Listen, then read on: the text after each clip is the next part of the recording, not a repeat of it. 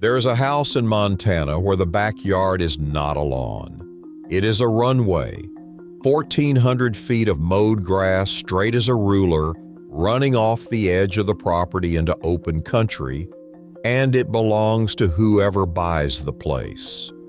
Not a shared airfield down the road. Not a community where you taxi past a row of neighbors first. Your land, your strip, your own private doorway to the sky. You walk out the back door, you climb into a small airplane, and a minute later, your own roof is shrinking beneath you. Most people have no idea this is something a regular person can buy. They assume a private runway is a billionaire's toy, something bolted onto a ranch the size of a small county. And a few of them are exactly that.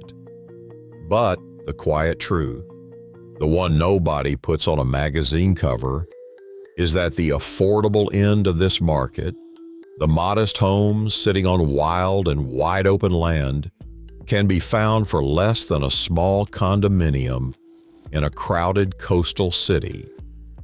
Today, we are walking through 5 of them, and before we go any further, you were right.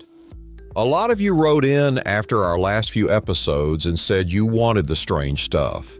The properties that sound made up, the ones where the listing photo makes you sit up a little straighter. A home with its own runway was at the top of that list, over and over, and you were completely right to ask for it. This is one of the most overlooked corners of American real estate, and almost nobody is talking about it honestly. Every week we find the strangest properties in America, the ones at the edge of the map, the ones nobody knows are for sale, and we show you exactly how to get them. If that's the kind of dream you've been quietly carrying around, hit subscribe. Now, let us deal with the question everyone asks first. Is this even legal? The answer surprises people.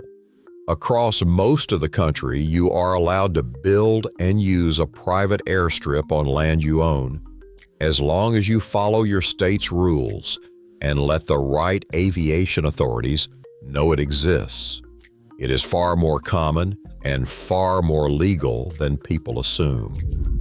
The reason you see these homes clustered through the American West is not the law. It is the land. In Montana, Idaho, Wyoming, parts of Utah and Colorado, and especially Alaska, the ground is cheap, the parcels are big, and the country is empty enough that a strip of grass long enough to land a small plane does not cost a fortune. In Alaska in particular, flying is not a hobby. It is how people reach towns that have no roads at all, and small private strips are simply part of how the state lives. There is history underneath all of this too. After the Second World War, thousands of newly trained pilots came home looking for somewhere to keep flying. Little grass strips bloomed across the rural West, behind farmhouses and at the edges of ranches, and many of them are still there, mowed and used and quietly passed from one owner to the next. When you buy one of these homes, you are often buying into something that started 3 generations ago. So let us walk the 5. The first one is the house I opened with, and it is real and it is for sale right now. It sits about 4 miles west of the small town of Roundup in central Montana on a little over 20 acres of fenced, weed-free grazing land. The home itself is a heavy-built barn-dominium, more fortress than farmhouse, with a 1,400-foot grass airstrip and even a couple of helicopter pads laid out across the property. The asking price, as of this recording, is $489,000, and it has been drifting down from over $500,000 as it waits for the right buyer. Property taxes on the whole thing run about $1,400 a year. Think about that. For less than the cost of a 1-bedroom apartment in a dozen American cities, you get 20 acres, a built home, and your own runway. This is the anchor of today's episode, and we will come back to exactly how you find it. The second home trades the open prairie for deep backcountry. It is a fly-in ranch tucked into the mountains northwest of Grangeville, Idaho, a place ringed by nearly 4 million acres of national forest. 39 deeded acres, a log home, and a 2,200-foot grass strip carved out at 4,600 feet of elevation, with views running clear across the prairie below. This is the version of the dream that comes with hunting out your front door and silence so complete it feels like a held breath. It costs more than the first one, but what you are buying is access to a wilderness most people will only ever see from an airline window. The third home sits in Lake Country, near Kalispell in northwest Montana, on what locals call one of the biggest grass strips in the state. The pitch on this kind of property is almost comically simple. You taxi directly out of your own backyard onto a runway long enough to make takeoff feel lazy, and within minutes you are floating over Flathead Lake. These homes tend to land closer to $1 million, but they show you the upper, polished end of what this lifestyle can look like. The fourth one is the picture that lives in everyone's imagination when they hear the words, fly-in home. It is in northern Idaho on 5 acres above Coeur d'Alene Lake, with a hangar that opens straight onto a 2,700-foot grass strip and a wall of glass that folds away so the living room opens to the view. The runway points northeast to southwest, with a steep drop at the lake end that gives a small plane a clean, unobstructed launch out over the water. It is the kind of place that gets photographed for magazines, and it is a useful reminder that these properties exist at every price point you can imagine.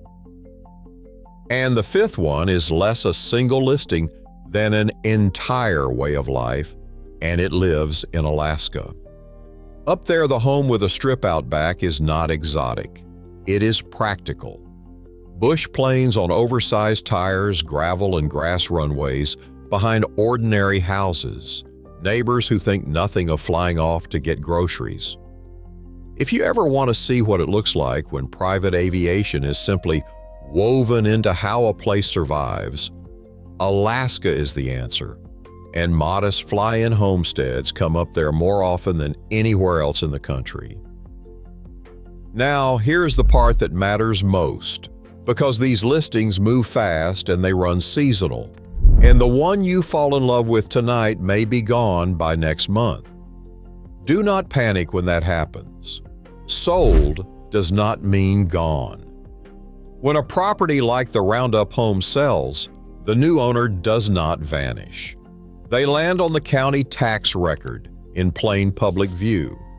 In Montana, you can open the state's official parcel system, the Montana Cadastral, and search by address or by parcel number, and it will show you the owner of record. That means you can find the person who now holds the home you wanted, and you can write them the one letter nobody else thinks to send. The polite, handwritten, "Here is my number if you ever decide to sell" letter. People sell to the buyer who was kind and early far more often than you would believe. And here is how you stop missing these in the first place. The single most useful tool for this entire category is a portal called LandSearch, and it has a filter built specifically for properties with airstrips. You make a free account, you open the airstrip listings for the state you care about, you set your price ceiling, and then you save that search. The important step, the one most people skip, is switching your alerts to instant instead of a weekly digest. When you do that, the moment a new home with a runway hits the market in Montana or Idaho or anywhere else, it lands in your inbox while the listing is still warm, before the small pool of pilots who hunt these things has even noticed. In a market this thin, being early is the entire game. So that is the runway in the backyard, from a prairie barn dominium under $500,000 to a lakeside hangar home that belongs in a film. The links are all waiting for you in the pinned comment. So let me ask you this. If someone handed you the keys to one of these 5 tomorrow, and a small plane was already sitting out on your grass, warm and fueled and waiting, where is the very first place you would point the nose? And who is the one person you would take up with you?